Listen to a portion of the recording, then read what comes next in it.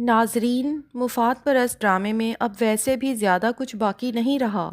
کیونکہ زین کے سامنے مہرو کی حقیقت آنا تھی اور وہ حقیقت اب پوری طرح سامنے آ چکی ہے۔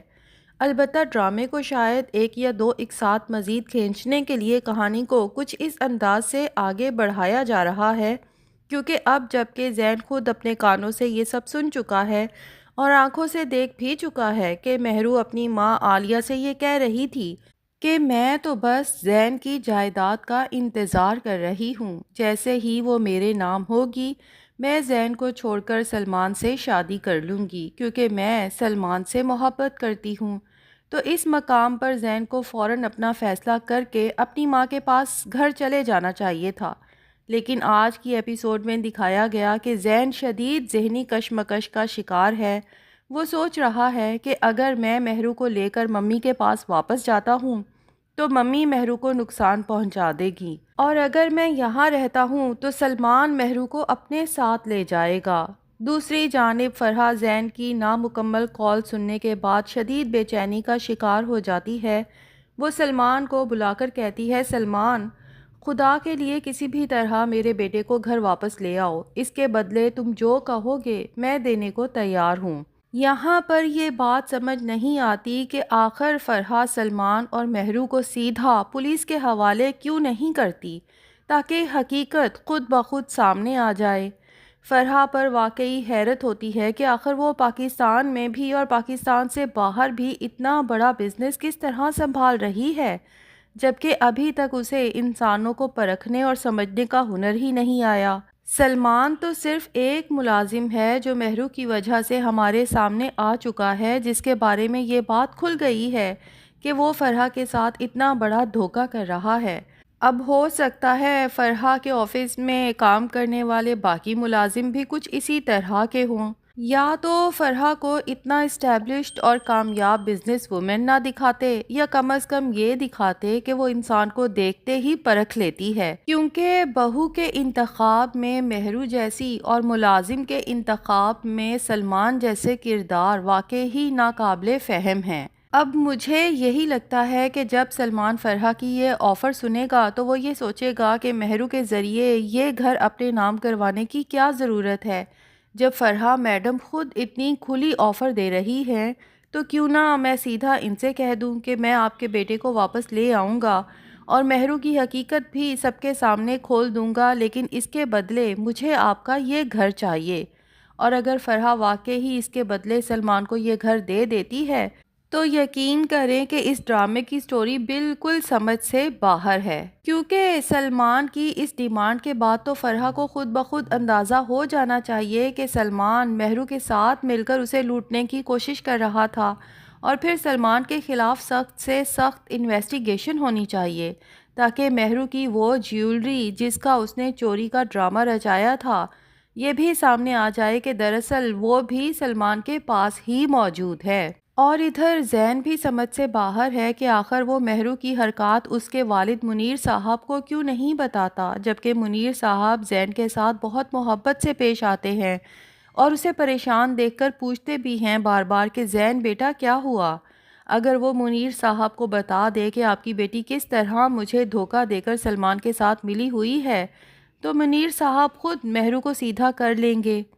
شکر ہے کہ کم از کم اب عالیہ کو تو فکر لاحق ہوئی کہ اس کی بیٹی غلط راستے پر چل پڑی ہے، اور عالیہ کسی بھی صورت مہرو کو یہ غلط قدم نہیں اٹھانے دے گی۔ وہ پوری کوشش کر رہی ہے کہ کسی طرح سلمان اور مہرو کا رابطہ ختم ہو جائے اور مہرو زین کو لے کر اپنے گھر واپس چلی جائے۔ ادھر سلمان فرحہ سے کیا ہوا وعدہ پورا کرنے کے لیے ایک بار پھر مہرو کے گھر کے باہر پہنچ جاتا ہے اور اسے ملنے کے لیے بلواتا ہے۔ درمیان چوک میں دونوں ایک دوسرے کا ہاتھ پکڑے کھڑے ہوتے ہیں، حالانکہ مہرو کو اندازہ ہے کہ یہ اس کا محلہ ہے، یہاں وہ بدنام بھی ہو سکتی ہے اور اس کے والد بھی دیکھ سکتے ہیں، جبکہ زین اس وقت عالیہ کے ساتھ کہیں باہر گیا ہوتا ہے۔ اتنے میں جب عالیہ اور زین واپس آتے ہیں تو یہ منظر اپنی آنکھوں سے دیکھ لیتے ہیں کہ مہرو اور سلمان ایک دوسرے کا ہاتھ پکڑے کھڑے ہیں۔ یہ منظر زین سے برداشت نہیں ہوتا اور وہ غصے میں آ کر ایک بار پھر سلمان کا گریبان پکڑ لیتا ہے۔ اس بار سلمان مہرو کو اکساتا ہے کہ تم اس بیوقوف کو ایک بار صاف صاف کیوں نہیں بتا دیتی کہ تم اس سے نفرت کرتی ہو اور مجھ سے محبت کرتی ہو۔ مہرو سوچتی ہے کہ اگر اس بار بھی میں نے سلمان کی بات نہ مانی اور مکر گئی تو سلمان ناراض ہو جائے گا اور اس بار شاید اسے منانا بہت مشکل ہو جائے گا۔ پچھلی بار بھی تو کتنی منتیں کرنی پڑی تھیں۔ اسی خوف میں آ کر وہ کھلے عام سلمان سے محبت کا اعتراف کر لیتی ہے۔ اور یہ بات صرف زین اور عالیہ ہی نہیں بلکہ محلے کے باقی لوگ بھی سن لیتے ہیں۔ یوں مہرو صرف زین کے سامنے ہی نہیں بلکہ اپنے پڑوسیوں کے سامنے بھی ایکسپوز ہو جاتی ہے۔ اب یہ بات زین اور عالیہ چاہ کر بھی چھپا نہیں سکتے اور ظاہر ہے کہ محلے والوں کے ذریعے یہ حقیقت منیر صاحب تک بھی پہنچ ہی جائے گی۔ تب منیر صاحب کو احساس ہوگا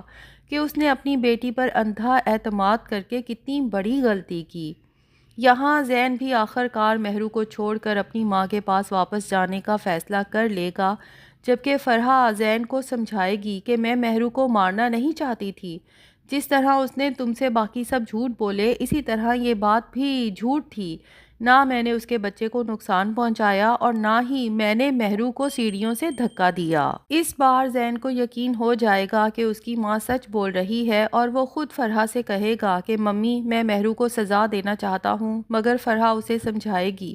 کہ اگر تم نے مہرو کے ساتھ کچھ غلط کیا تو پولیس تمہیں گرفتار کر سکتی ہے۔ مہرو کے لیے یہی سب سے بڑی سزا ہے کہ تم اسے اس رشتے سے آزاد کر دو۔ اب زین تو دل پر پتھر رکھ کر آخر کار مہرو کو اپنی زندگی سے نکال ہی دے گا، جس کے بعد عالیہ اور منیر صاحب مہرو کو خوب لعن طعن کریں گے، جبکہ مہرو دل ہی دل میں خوش ہوگی کہ اب اسے والدین کی غصے کی کیا فکر، وہ تو سلمان سے شادی کر کے اپنی نئی زندگی شروع کرنے جا رہی ہے۔ لیکن ناظرین، اصل مزہ تب آئے گا جب مہرو سلمان کو کال کرے گی اور سلمان کا نمبر مسلسل بند ملے گا، اور پھر چند ہی دن بعد سلمان اور رملہ کی شادی کی تصویریں مہرو کے نمبر پر موصول ہوں گی۔